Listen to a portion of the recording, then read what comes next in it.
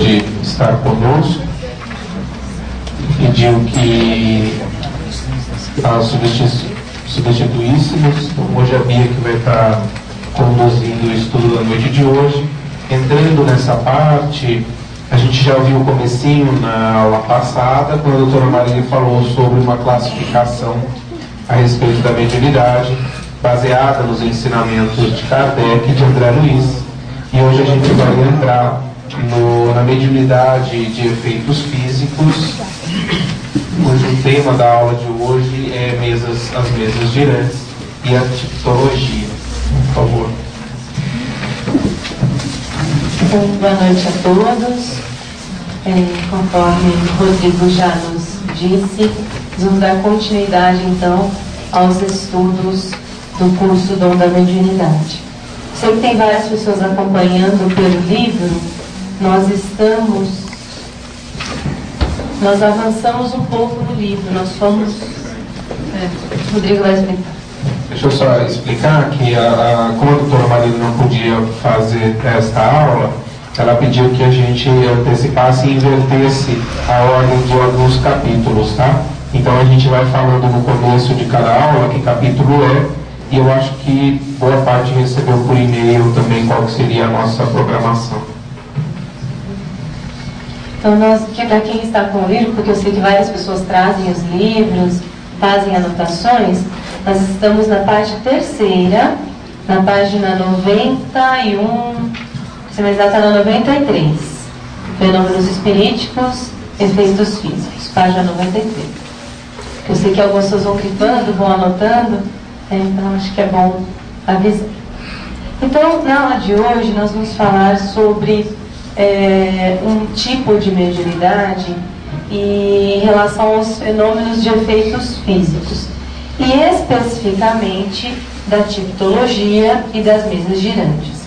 Materializações, transporte, esses outros tipos de efeitos físicos vai ser a doutora Marlene que vai trazer para a gente. Hoje nós vamos ficar apenas na tipologia e nas mesas girantes. Mas tudo que nós formos compreender na noite de hoje é base para compreender todo o resto. E que todos possam ficar à vontade para perguntar, tirar dúvidas em qualquer momento, tá? Então, assim, nós temos diferentes fenômenos mediúnicos. Isso já foi explicado e trabalhado no decorrer do curso, que nós temos os fenômenos anímicos e os fenômenos espiríticos. Os fenômenos anímicos são aqueles fenômenos mediúnicos do conteúdo do próprio médium encarnado. Não existe, não há uma outra mente, não há outro espírito neste fenômeno. É apenas o conteúdo do próprio médium encarnado que está sendo expresso. E os fenômenos espiríticos é quando envolve um espírito no fenômeno, um outro espírito que não o do médium, tá? E tanto os fenômenos anímicos quanto os fenômenos espiríticos, os dois podem ser divididos em efeitos físicos e efeitos intelectuais. Efeitos intelectuais é quando nós temos, por exemplo, uma comunicação através da psicofonia, da psicografia, nós temos um conteúdo intelectual de conhecimento presente. Os efeitos físicos geralmente estão relacionados a barulhos, a pancadas, a transportes e etc. Então, tanto fenômenos anímicos quanto espiríticos podem ter esses dois tipos. Por exemplo, como que um fenômeno anímico pode produzir um efeito físico? Quando o ectoplasma, o próprio médium produz um efeito físico sem a presença de um outro espírito ali naquele fenômeno.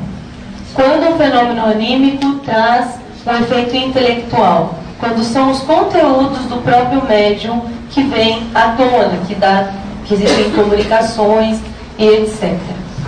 E os espiríticos, a mesma coisa, só que nós temos aí um outro espírito envolvido no fenômeno. Nós vamos destrinchar todos eles durante o curso. Hoje, especificamente, vamos falar dos efeitos físicos. O que são fenômenos de efeitos físicos? São os fenômenos que envolvem ruídos, movimentos e deslocação de corpos, transporte e materializações. Então, quando nós ouvimos alguns ruídos, alguns objetos, corpos, objetos da nossa matéria, eles são deslocados, eles são transportados, quando nós temos a materialização também. E hoje nós vamos falar dos ruídos e do movimento e deslocação de corpos. Os ruídos, o Kardec nos coloca como a tipologia, né? A mediunidade que produz os ruídos, o efeito físico de ruídos, ele chama de tipologia. E do movimento e deslocação de corpos, nós vamos falar das mesas girantes, tá? Vamos falar desses dois itens hoje. Então, como que acontece? Uma coisa importante. Deixa eu voltar aqui. Tudo que nós vamos dizer nessa parte do curso, ele vale tanto para os fenômenos anímicos quanto para os fenômenos espiríticos, tá? Vale para os dois. Não há diferença do mecanismo de um e de outro. O mecanismo é sempre o mesmo, tá? Então, nós vamos falar de casos que, geralmente, nos espiríticos, mas tanto nos anímicos quanto nos espiríticos, o mecanismo é o mesmo. Tudo bem? Então, como que acontece? Esses efeitos físicos, eles podem ser tanto espontâneos quanto provocados. O que significa isso? Muitas vezes, o médium, ele pode estar sendo objeto, servindo mesmo de intermediário para um efeito físico, sem ele nem saber. Sem nem saber, tá? Então é um caso de uma manifestação espontânea. E provocada quando ele está lá num momento mediúnico, quando ele tem essa consciência de que ele está participando deste movimento, desses efeitos físicos, tá? E depende da capacidade da desarticulação das próprias forças anímicas. Isso quem nos traz é o André Luiz, Mecanismos da Mediunidade. Vocês lembram da aula que a doutora Marlene deu sobre a desarticulação das forças anímicas, sobre a exteriorização dos sentidos? Então, o que acontece? O que é a desarticulação das próprias forças anímicas? O que acontece? Desarticula dos centros de força, que são quantos? São quantos? 7, né? Tem 7 centros de força. Essas forças, elas se desarticulam destes centros de força. Elas se exteriorizam. É uma forma, é como se nós, vamos imaginar de uma maneira didática, porque nós somos espíritos. E o espírito, ele não tem como acionar, atingir a matéria diretamente. Precisa de um intermediário. No nosso caso, é o perispírito. Né? E podemos usar de uma maneira bem didática, que no centro, é bem didático mesmo, para ficar mais fácil de compreender isso, nos centros de força, digamos que estão os laços que ligam o nosso perispírito ao corpo. Não são assim laços mesmo, né? Então a capacidade de desarticulação é como se eu soltasse aquele laço daquele centro de força. Não importa qual centro de força, mas cada médium tem a capacidade de soltar este laço ou não. Um ou mais laços. Certo? Fácil de entender agora? Bem imaginar um lacinho, assim, quando você puxa o fiozinho do laço e desamarra. É como se nós desprendêssemos momentaneamente daquela região. E toda vez que há essa desarticulação, esse laço ele se desfaz, há liberação do ectoplasma, ou fluido vital. É a mesma coisa, ectoplasma e fluido vital. Tá? Então toda vez que solta-se esse laço, sai ectoplasma ou sai fluido vital. Lembrando que o ectoplasma ou fluido vital, ele é uma derivação do fluido cósmico universal. E nós, espíritos encarnados, que possuímos este fluido vital. Os desencarnados não possuem esse ectoplasma, esse fluido vital, que é o que nos mantém aqui na matéria. Tá? E aí eu trouxe uma imagem famosa, mas que retrata muito bem a liberação do ectoplasma por parte do médium. Aqui vocês estão vendo o Chico, e aqui o médium liberando ectoplasma. Parece um lençol, parece um leite, alguma coisa saindo da boca dele, mas é ectoplasma. Neste caso, o ectoplasma se tornou visível, materializou, a gente está vendo, mas não necessariamente ele materializa, tá? E atrás, vocês podem observar, é um espírito desencarnado que tomou daquele ectoplasma para se materializar, para aparecer para todos. Parece que parece que é uma pessoa com lençol em cima da cabeça, né? A gente vai ver ela mais pra frente, mas parece que é uma pessoa que está com um véu, um lençol em cima da cabeça. É muito concreto, né? Então, esse é o famoso ectoplasma, o fluido vital. Todos nós possuímos, e todos os médiuns, em maior ou menor grau, liberam esse ectoplasma. Só que ele não materializa, né? Mas libera. Tudo bem? Dúvidas? Então, como que os espíritos movem uma mesa? Vamos lembrar um pouquinho antes da história do espiritismo, né? Por que falar da tipologia e por que falar das mesas girantes, né? Como que começou o espiritismo? Começou onde? Na França, mas antes da França aconteceram outros fenômenos. Nos Estados Unidos, com as irmãs Fox. Elas moravam numa casa de madeira e começaram a ouvir pancadas na casa. E quando começaram a ouvir as pancadas, eles começaram a investigar se vinha o barulho de fora, se vinha o barulho de dentro. Eles faziam testes, ficava uma pessoa dentro da casa, uma pessoa fora da casa, e o barulho saía daquela parede. E não tinha ninguém batendo, nem de fora, nem de dentro. Foram ver se tinha bicho dentro da madeira, nada. E aí as irmãs Fox, né, adolescentes, curiosíssimas, resolveram fazer uma brincadeira. Tentávamos conversar com este barulho. E aí estabeleceu um código. Então, uma batida para sim, 2 batidas para não. E começaram a fazer pergunta e as batidas começaram a responder. E isso foi uma revolução, né, nos Estados Unidos e repercutiu no mundo inteiro. No mundo inteiro. Imagina como foi forte isso. Que repercutiu no mundo inteiro no final de 1800. Não tinha internet, nem celular e telefone, não sei se tinha. Tinha telefone já? Não sei, mas enfim, a comunicação era muito difícil. O máximo era um telégrafo, né? A comunicação era muito difícil. E o mundo inteiro ficou sabendo dos fenômenos da irmã Fox. É tão impactante que foi. Mais tarde, nessas perguntas, elas foram descobrindo que quem estava fazendo barulho era um espírito de um caixeiro viajante que havia morrido, né, ali e estava ali ainda apegado com a casa.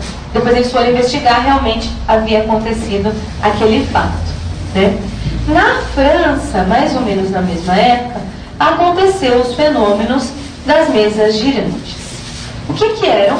Grupos de pessoas que se reuniam, se concentravam e a mesa erguia-se, rodava, batia o pé, batia outro pé, flutuava e etc. E é interessante porque eram momentos de reuniões sociais, de divertimento. Reunia os amigos na casa de alguém para fazer as mesas girar. Era um momento de diversão, de reuniões sociais e que ninguém levava muito a sério aquelas manifestações. Quando contaram para o Kardec, que ainda não era Allan Kardec, né, era o Hippolyte, sobre as mesas girantes, ele é um pesquisador, ele gostava muito de conhecer as coisas, magnetizador, estudava o magnetismo, foram convidar o Kardec para participar de uma das reuniões. Aí o Kardec falou assim, e a pessoa que o convidou falou muito empolgada. Falou muito empolgada. Aí o Kardec falou, não, melhora não isso, para mim não passa de ilusão, de balela, eu não vou. Ele falou, eu só vou acreditar quando a mesa tiver nervos para falar. E não foi, porque foi uma pessoa muito exaltada que foi falar para ele. E Por Kardec, nós sabemos, é a personificação do bom senso, né? E do uso da razão. Quando vem alguém contar uma coisa muito empolgada para ele, não deu bom. Mais tarde, um outro amigo, um magnetizador sério, veio conversar com ele de maneira muito séria, de maneira muito centrada, expondo todas as razões para que eles acreditavam que o Kardec deveria conhecer aqueles fenômenos e que tinha uma inteligência por trás daquilo. Aí o Kardec falou: opa, tem alguma inteligência? Então tenho que investigar isso. Porque para ele uma mesa levantar podia ser por efeito do magnetismo, simplesmente. E aí o Kardec, então, ele foi conhecer as mesas girantes e percebe que realmente há uma inteligência, algo a mais por trás daquilo, e ele começa a investigar. Aí ele começa a fazer perguntas, ele começa a fazer pesquisa, ele começa a fazer alguns testes, e aí que ele vai desdobrando toda a doutrina espírita. E no livro dos médiuns, lógico que o Kardec foi investigar, foi perguntar por que uma mesa gira, porque ela se move, porque ela flutua, sem que ninguém encoste nela, né? Olha o que o Kardec coloca: em virtude da sua natureza etérea, o espírito, propriamente dito, não pode atuar diretamente na matéria grosseira, sem intermediário, isto é, sem o elemento que o liga à matéria. Como já vimos, este elemento, que constitui o perispírito, faculta-nos a chave de todos os fenômenos espíritas de ordem material. Então, olha lá. O espírito não pode atuar diretamente sobre a matéria. Porque a gente, ao estudar em Kardec, a gente vê que existem dois elementos no universo: espírito e matéria. E acima de tudo, Deus. Então, matéria não é espírito, espírito não é matéria. São duas coisas diferentes. Como são duas coisas diferentes, o espírito não tem como atuar sobre a matéria. Para que ele possa atuar, ele precisa de um intermediário. No nosso caso, de espíritos encarnados, necessitamos do perispírito. Será que nós, encarnados, necessitamos de perispírito? Só nós? Quem assistiu nosso lar, levanta a mão. Tudo aquilo que apareceu no nosso lar, e que a gente já leu e etc., é matéria ou não é? O nosso lar é feito de matéria ou não? É matéria. Só que é uma matéria numa outra dimensão, mas é matéria, não é espírito. E aqueles espíritos todos que a gente vê no nosso lar, eles possuem perispírito. Perispírito, né? Então, mesmo o espírito desencarnado necessita de um intermediário. Porque mesmo o espírito desencarnado, num grau evolutivo mediano, inferior, ele ainda necessita da matéria. É uma matéria em outra dimensão, mas é matéria. Certo? Senão a gente fica pensando que é uma coisa diáfana, né? É matéria. Só é diferente dessa, mas é matéria. Bom, então, olha lá. O elemento que constitui o perispírito faculta-nos a chave para entender os fenômenos. Do que é feito o perispírito? É matéria. E qual é o nome dessa matéria que o Kardec nos traz? Universal, não é? Qual? O fluido universal. É o fluido cósmico universal. O perispírito é constituído do fluido cósmico universal. E para nós entendermos como acontecem os efeitos físicos, nós precisamos ter muito claro que, com certeza, nestes efeitos físicos, o fluido cósmico universal está envolvido. Não é o espírito diretamente com a matéria. Necessita do fluido cósmico universal. Tudo bom? Tudo bem? Alguma dúvida? O fluido cósmico universal é uma matéria. O fluido cósmico universal é matéria também. Tá? Dele, aliás, se deriva toda a matéria que nós conhecemos. O O que o Espírito, então, utiliza? Ele utiliza o fluido universal mais o fluido animalizado. Que é, o fluido animalizado é de quem? Do encarnado, não é do desencarnado. Aqui tem uma foto da mesa de uma reunião de mesas girantes. Se você observar, ó, o pezinho da mesa está aqui e o chão está aqui. Dá para ver bem? Eu confesso que quando eu comecei a estudar o Espiritismo, e fui curiosíssima a estudar o início do perispírito, do Espiritismo, as mesas girantes, eu falava, gente, não é possível, a mesa girava mesmo? Como assim? Não entrava na minha cabeça essa história de mesas girantes. Até que um dia me mostraram essa foto. E, gente, a mesa levantava mesmo, né? Chama de mesa girante, mas ela realmente levantava, ela realmente girava. O Kardec, no livro dos médiuns, descreve várias e várias reuniões de mesas girantes, e é muito interessante. Ele fala que às vezes a mesa levanta até o teto, de repente cai e se espatifa no chão. Ou ela vai para um lado da sala, ela vai para o outro lado da sala, ou levanta só uma perna e põe a outra no chão. Devia ser muito interessante participar dessas reuniões, né? Então aqui a gente está vendo 4 médiuns, eles só estão com a mão sobre a mesa está flutuando, né? Então assim, não é o espírito que levanta a mesa com os braços. Não tem um espírito aqui que a gente não está vendo carregando a mesa. A própria mesa, que é animada, obedece à impulsão mental do espírito. Então, o que o Kardec nos descreve muito bem descrito? Para isso acontecer, para essa mesa flutuar, é necessário que haja um médium ou mais médiums que tenha essa capacidade de desatar esses laços dos seus centros de força. E que ao desatar esses laços, libere uma quantidade de ectoplasma suficiente para que os espíritos desencarnados utilizem deste fluido para fazer a mesa levantar. Isso quando é um fenômeno espirítico. Quando é um fenômeno anímico, a hora que por exemplo, se eu sou a médium, a hora que eu mesma libero com a minha vontade, com a minha mente, eu consigo conduzir aquele fluido para levantar a mesa, sem que haja a presença de um espírito desencarnado, tá? E aí é essa conjunção do fluido universal mais o fluido animalizado. Então os espíritos, eles pegam esse fluido universal, manipulam, juntam, casam com o fluido do médium e eles envolvem de certa forma a mesa.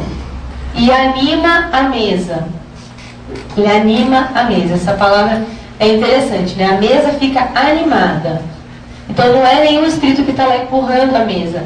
Eu às vezes eu imagino assim, ele envolve como se fosse aquele fluido que a gente viu, aquele ectoplasma branco, a mesa, e com o pensamento dele, ele consegue fazer a mesa levantar. Com o pensamento dele, né? Isso assim, depende do grau de evolução do espírito. Quem já assistiu Ghost? Né? No Ghost não tem uma cena que ele está lá no metrô e ele tenta bater na latinha e não consegue, até que ele bate na latinha, a latinha vai longe. Fala, mas espera aí, o espírito não faz com o braço, ele não faz com a mão, por que lá no Ghost ele faz? Porque às vezes o espírito ele ainda não compreende a força da sua mente, do seu pensamento. Então, como ele ainda está muito ligado à matéria, ele sente a necessidade de pôr a mão e de pôr o braço para movimentar aquela matéria. Né? No livro dos médiuns, o Kardec pergunta para alguns espíritos que participam desses reuniões de materialização.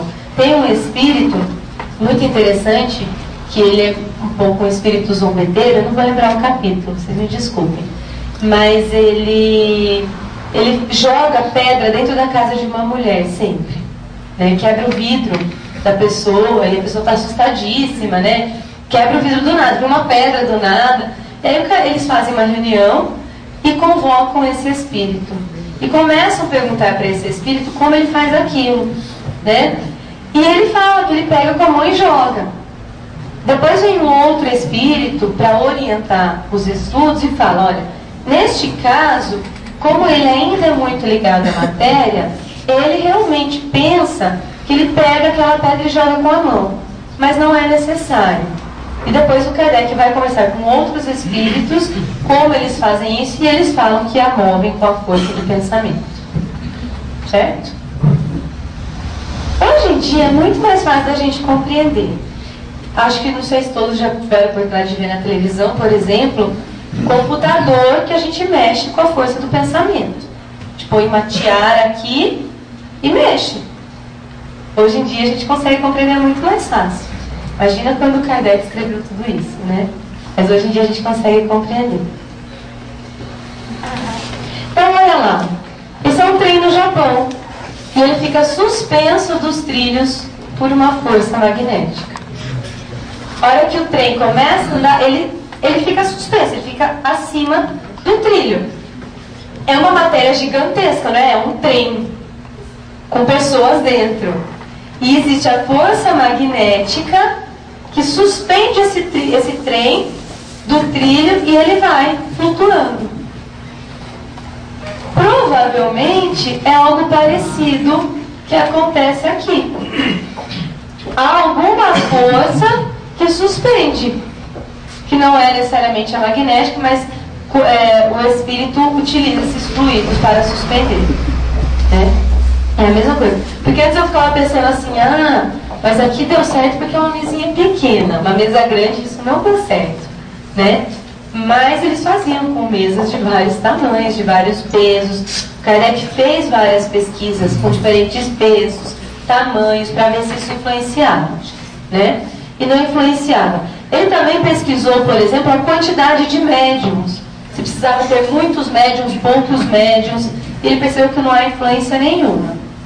Ele percebe que depende do médium que está ali. Não adianta ter 20 médiums e desses 20 médiums nenhum poder doar a quantidade suficiente do ectoplasma para levantar aquela mesa. Às vezes só com 2, se um já consegue doar, a mesa levanta. Ou também não adianta, a gente já sabe disso, mas é bom ressaltar, ter um médium com capacidade de doar ectoplasma e o espírito desencarnado não manipular aquilo para levantar. Então, um conjunto de fatores para que ele levante.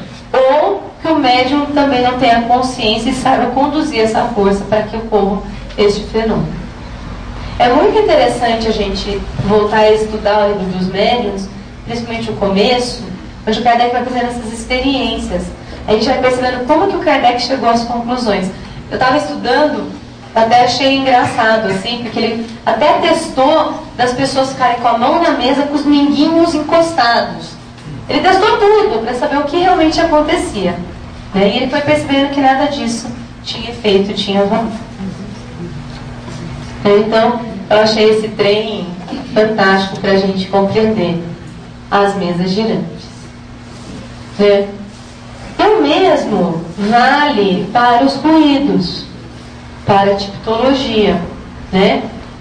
Este fluido combinado, o fluido animalizado, combinado com o fluido cósmico universal, os espíritos conseguem produzir ruídos, sons, né, em diferentes lugares. Por isso que as irmãs Fox falavam assim, parece que o barulho vem de dentro da madeira, porque também não faz com a mão, né, ele faz com a força do seu pensamento. Então assim, o espírito, não importa se é o encarnado ou o desencarnado, o espírito é sempre a causa dos fenômenos. Sempre é o espírito que gera os fenômenos. Sempre. Né? E o fluido é o instrumento para que estes fenômenos ocorram. Tá? Então, o espírito é a causa e o fluido é o instrumento. É o veículo, é como ele vai acontecer. E a combinação dos dois que vai dar os fenômenos de efeitos físicos. Tanto do espírito quanto do fluido. Não adianta ter só um ou ter só o outro. Preciso dos dois. E aí nós temos 2 casos. Essa é a casinha das irmãs Fox, de madeira, né? E embaixo é uma materialização de uma irmã, de uma freira, né? Que está toda em volta pelo ectoplasma. Certo? Então, Desculpa. Fala, você não Bia. Bia, essa foto dessa materialização, inclusive o tecido, o crucifixo, ou será que tinha uma roupa e é como se... Não tinha roupa. Não tinha. É como se estivesse aqui, você não está vendo ninguém, alguém vai doando e o espírito vai pegando e vai se materializando aqui. Pelo ectoplasma. É palpável? É palpável. No caso da materialização, ele é palpável. Então é tecido mesmo, É sabe? como se fosse isso. E depois? 5 minutos depois, desaparece. Ele se dissolve. Acho que a doutora Marlene, ela deve ter grandes contribuições para a gente sobre as materializações, né? Mas é isso, é palpável, né? Fizeram várias pesquisas. Ele tem peso, então quando sai do médium ele vai para o chão, ele tem peso, ele é palpável, ele tem temperatura. Tem um livro do William Crookes de materializações luminosas e tem um espírito de uma mocinha que ela se materializou por várias vezes. E a última vez que depois que ela ia se preparar para uma reencarnação, a última vez que ela apareceu, ela se despediu dos presentes e pediu uma tesoura e deu para cada um deles um cacho do cabelo dela. E era cabelo mesmo. E fica guardado. Foi? O Evangelho foi escrito por uma pena apoiada a um cesto. O que houve ali nesse momento? Foi o fluido cósmico universal agindo na pena? Isso, foi uma materialização. Desculpa.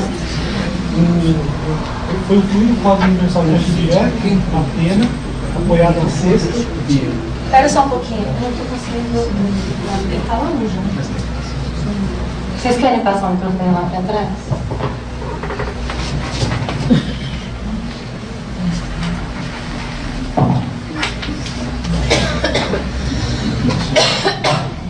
Tá chegando.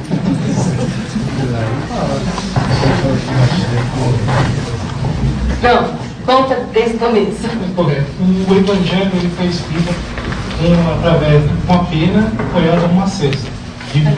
Né? Nesse momento, o que ocorreu? Foi o fluido universal que envolveu direto na pena, ou havia um médium nesse momento exótico? Depende de como aconteceu, né? Se o fluido universal envolveu a pena e a pena saiu escrevendo, ou se impregnou direto no papel. Mas sempre precisa de um espírito, de um médium. Sempre precisa, tá? Para doar o seu fluido. Mesmo que o médium não tenha consciência, não tenha noção, mesmo que seja um médium que não esteja na sala, esteja no outro cômodo, às vezes ele está doando ectoplasma sem nem saber. Mas sempre precisa de que o médium doe esse fluido materializado. Tá? Mais alguém quer falar alguma coisa? Bom, vamos seguir adiante. E por que nem todos os médiuns têm o mesmo poder? Se a gente já estudou aqui, desde o curso do passe, inclusive, que todos nós doamos ectoplasma. O passe, na reunião mediúnica. Por que nem todos fazem a mesma coisa? Olha o que o Kardec nos diz no Livro dos Médiuns. Isso depende da organização e da maior ou menor facilidade com que se pode operar a combinação dos fluidos. Influi também a maior ou menor simpatia do médium para com os espíritos, que encontram nele a força fluídica necessária. Dá-se com essa força o que se verifica com a dos magnetizadores, que não é igual para todos. Por que o Kardec colocou-nos isso? Ele, como eu disse, ele era um cientista, um pesquisador. E ele queria descobrir como os fenômenos aconteciam. Então ele pegou, por exemplo, magnetizadores poderosos, que todo mundo conhecia, e tentou fazer uma sessão de materialização, de efeitos físicos. E nada acontecia. Eu, nossa, mas esses médiuns são tão bons magnetizadores, têm tanta capacidade de doar ectoplasma para magnetizar alguém, como que não acontece? Ou o contrário, de médiuns que onde eles estavam, com pouco tempo de concentração, já acontecia um fenômeno físico, a hora que ele ia para magnetizar alguém, não magnetizava. Mas o que acontece? Tudo não é o fluido? Tudo não é ectoplasma? Qual é a diferença? E o Kardec nos coloca que depende da organização. Cada um de nós é único. Cada um tem uma constituição única, física e, com certeza, do ponto de vista perispiritual. O meu fluido animalizado, o meu ectoplasma, meu fluido vital, não é igual ao dela. Não é igual ao dela, não é igual ao de ninguém. É meu, é único. Por quê? O fluido cósmico universal é neutro. Ele é neutro. Ao entrar em contato comigo, ele entra em contato com os meus pensamentos, com os meus sentimentos, com a minha personalidade e ele se modifica. Como ninguém é igual a ninguém, nenhum fluido é igual ao de ninguém. Nenhum ectoplasma é igual ao de ninguém. Né? É como se a gente fosse pensar numa água pura, né? E aí cada um fosse, eu gosto desses exemplos, né? Cada um fosse um copinho ou uma jarra de suco, e cada jarra de suco tem um suco de pozinho diferente. Um é vermelho, outro é amarelo, outro é verde. A hora que joga aquela água pura, ela muda. Então, a hora que o fluido cósmico universal ele me penetra para fazer parte da minha constituição, ele modifica de acordo com quem eu sou, o que eu penso, o que eu sinto nessa e em todas as minhas outras encarnações. Porque hoje eu não sou resultado de hoje, eu sou resultado de milhões de anos, do que eu construí. Por isso que ninguém é igual a ninguém. Então depende da organização de cada um. Começa, aí pronto, já explicou, né? Não precisa falar mais nada, mas o Kardec destrincha. Depende também da maior ou menor facilidade que se opera a combinação dos fluidos. Lembra que precisa da combinação? Não, acho que está no outro, né? Que precisa dessa combinação do fluido universal mais o fluido animalizado? Então depende da combinação. Como cada um é diferente do outro, como vai combinar vai ser diferente. É igual a gente tem, por exemplo, eu fiquei pensando num exemplo para isso. Por exemplo, a gente tentar combinar óleo com água. Não combina. Mas a gente chacoalha, misture, bata liquidificador. Não combina, não mistura. Ao contrário de outras substâncias que se misturam.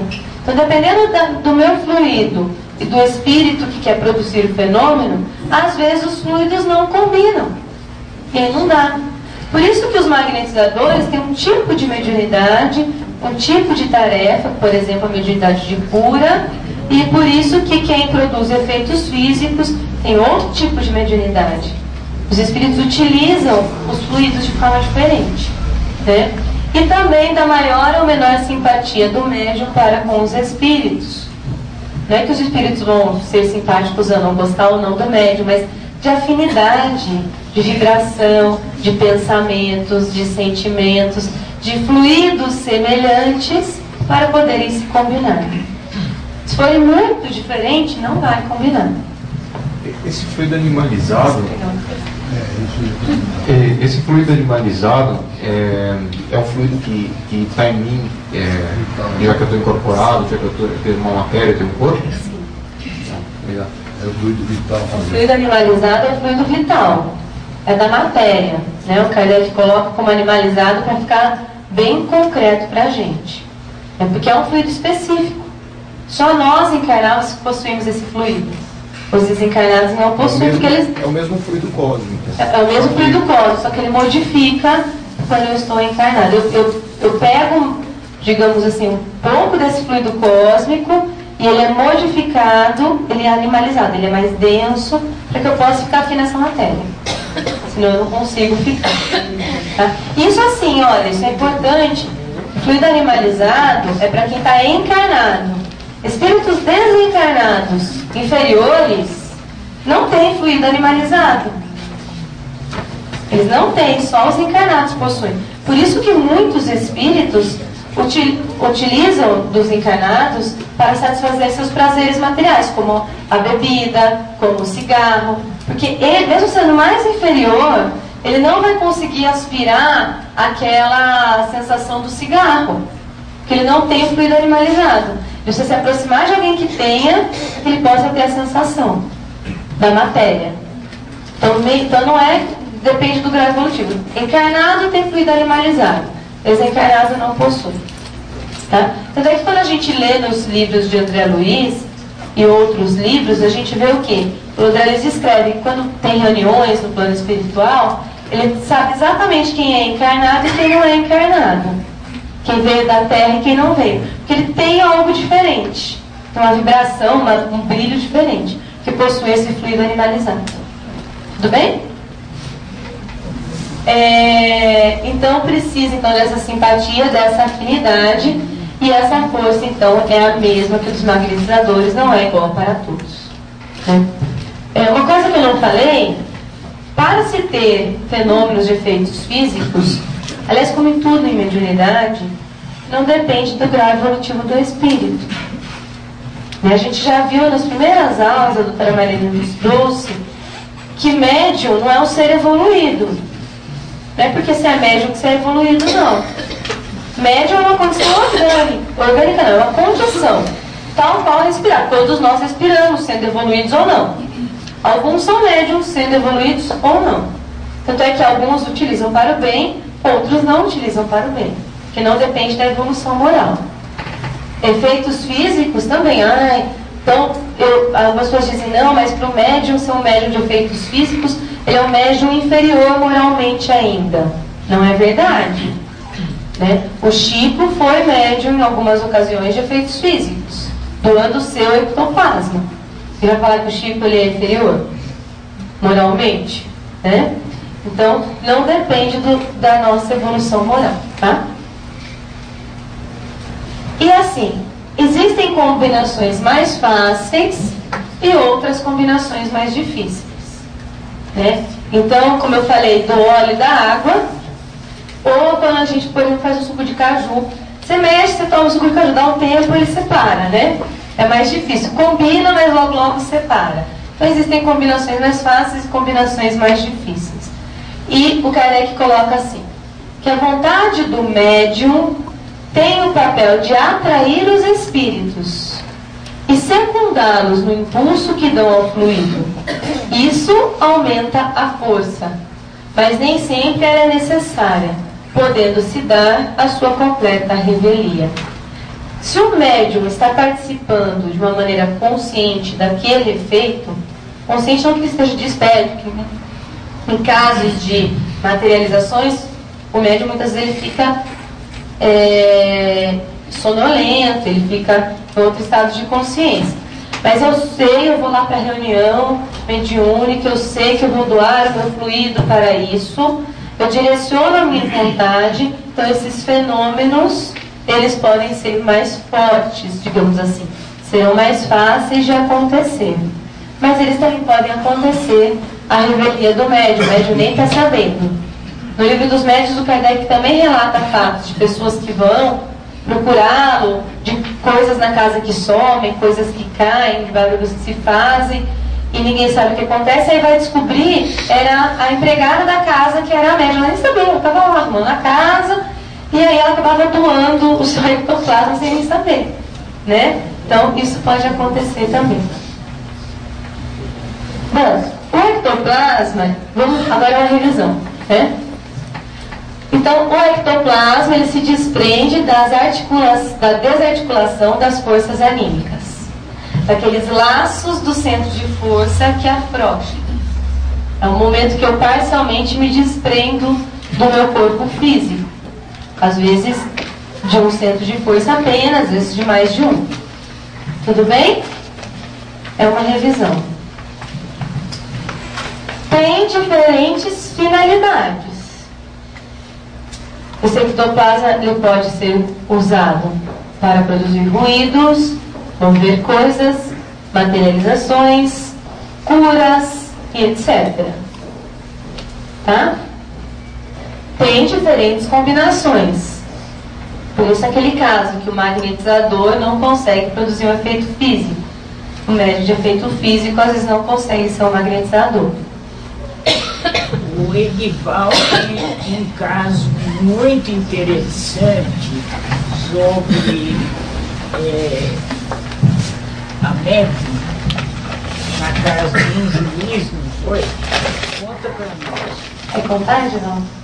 Conta. Posso contar? Passar o microfone? Você pode passar o microfone, Edinaldo? Para ilustrar. Até para gravar. Para ilustrar o que está sendo dito. Pode falar. Foi um caso que se apresentou sempre para mim, um espírita que soa há muitos anos, e ele falava bastante. E ele não acreditava muito, né? Ele não acreditava muito no espiritismo. E ele era dono de um restaurante. E ele tinha uma empregada aí, então, dias depois, começou a pegar fogo na casa. E ele chamou o pessoal para conservar. Tinha queimado tudo, a casa estava sem energia. Aí chamou, naquela época não era Evercopal, era outra, como é que chamava? Light, né? Aí chamou a Light, que ligou as coisas tudo e deu quase a energia toda na casa. E quando terminava de arrumar um lugar, queimava no outro, pegava fogo no outro. Terminava no lugar, pegava fogo no outro. Aí esse caso veio para mim.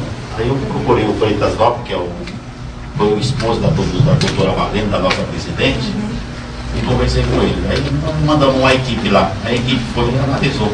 Quando chegou lá, teve que dispensar a empregada, porque a empregada que realmente projetava todas essas reações. Aí tirou a equipe, ela mandou a empregada embora, daí para frente não aconteceu mais nada. Coitada dela, a gente não tem emprego, né? Ela fica pondo fogo nas coisas. Mas é exatamente, ela doava sem nem saber, né? Bom, esse ectoplasma ele pode ser invisível, como geralmente hoje em dia é, ou visível e tangível. Eu posso ver e posso pegar. Todos possuem, todos possuímos, só que depende da capacidade de cada um de desprender essas forças, tá? E a doutora Valene até encerra o capítulo de uma maneira bem interessante, que não se deve abusar dessas forças. Como abusar? Fazer demonstrações, shows, espetáculos para se ganhar prestígio e etc. Porque isso é uma dádiva divina. Ela tem que ser utilizada com o fim, com o objetivo no bem. Como tudo em mediunidade. Né? Nós falamos isso incessantemente e é importante sempre ressaltar. Nós, quando reencarnamos, fizemos nosso planejamento, nós pedimos, provavelmente imploramos para reencarnar como médiuns, para que nós não perdêssemos a oportunidade de crescer, de aprendizar, a oportunidade bendita de conhecer os meus pensamentos, os meus sentimentos e realmente me empenhar para discipliná-los e modificá-los. Né? Então, tudo em mediunidade é uma dádiva, inclusive a de efeitos físicos. Aliás, eu acho que é perigosíssima, entre aspas, para espíritos muito vaidosos e muito orgulhosos, porque ela aparece muito. E aí todo mundo vai querer vir falar com este médium e exaltar os seus feitos. Então é preciso muito cuidado com esse tipo de mediunidade e com todos os outros tipos de mediunidade.